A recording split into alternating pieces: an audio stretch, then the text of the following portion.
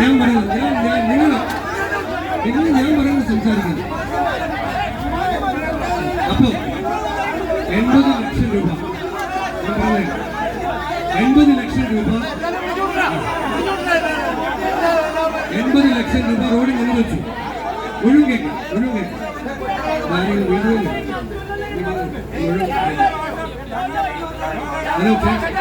ഞാൻ പറഞ്ഞു കേൾക്ക്.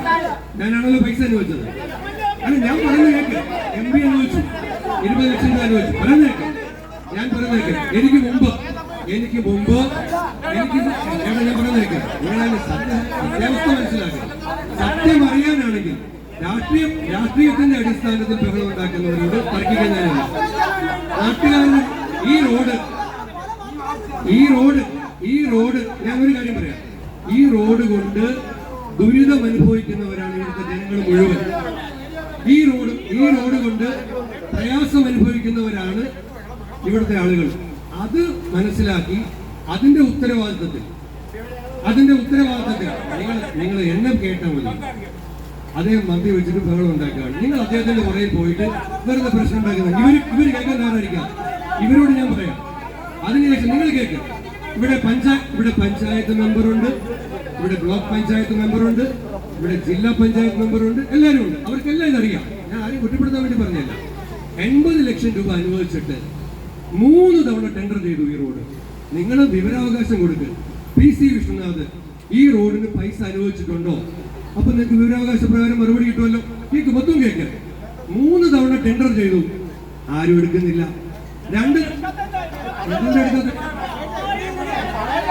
അതുകൊണ്ടല്ല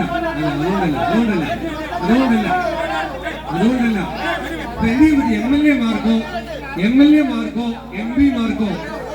എൽ എമാർക്കോ റോഡ് വർക്ക് എടുക്കാൻ പറ്റത്തില്ല. മുഖ്യമന്ത്രി 80 ലക്ഷം രൂപ അനുവദിച്ചു. 80 ലക്ഷം രൂപ ഏതുകൊണ്ടല്ല, വർക്ക് ചെയ്യുന്ന കോൺട്രാക്ടർമാർക്ക് സർക്കാർ പൈസ കൊടുക്കുന്നില്ല. അതുകൊണ്ട് വർക്ക് എടുക്കാൻ ആരും തയ്യാറാകുന്നില്ല. ഈ റോഡ് മാത്രമല്ല ഞാൻ ഈ കാര്യം ഈ റോഡ് മാത്രമല്ല. അങ്ങനെ നമ്മൾ ഒരു കാര്യം മനസ്സിലാക്കിക്കോ. നിങ്ങൾ ഒരു കോൺട്രാക്ടർ, നാട്ടുകാരല്ലേ, നിങ്ങൾ ഒരു കോൺട്രാക്ടറെ നമുക്ക് വർക്ക് ചെയ്യാൻ പറ്റുന്നില്ല.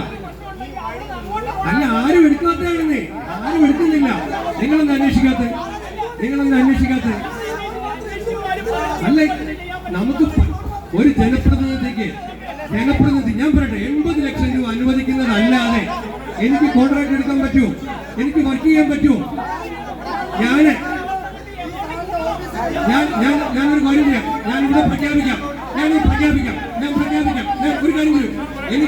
ഞാനൊരു കാര്യം പറയട്ടെ.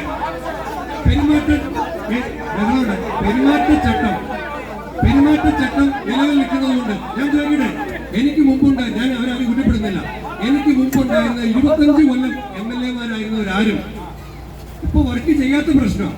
അവരാരെങ്കിലും പൈസ അനുവദിച്ചായിരുന്നോ? അനുവദിച്ചില്ലല്ലോ. അവരാരും അനുവദിച്ചിട്ടില്ല. ഞാൻ ജയിച്ചതിന് ശേഷം പൈസ അനുവദിച്ചു. തർക്കിക്കാനില്ല. അതുകൊണ്ട് 26-ാം തീയതി വരെ ഇനി മൈക്കിൽ കൂടെ കൂടുതൽ തുക അനുവദിക്കുന്നു എന്ന് പ്രഖ്യാപിക്കാൻ പറ്റത്തില്ല. നിങ്ങൾ സന്തോഷമായിട്ട് കേട്ടോ. ഇനി കൂടുതൽ തുക അനുവദിച്ചാലാണ് തീരുന്നതെങ്കിൽ അതിപ്പോ പ്രഖ്യാപിക്കാൻ പറ്റത്തില്ല. പെരുമാറ്റച്ചട്ടം കഴിയുമ്പോൾ ആ കാര്യം നമുക്ക് ആലോചിക്കാം. ശരി,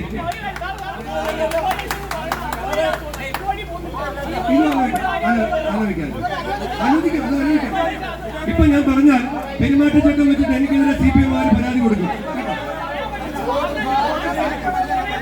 ഞാൻ പറഞ്ഞില്ല, ഇത്രയും ശരിയാണ്.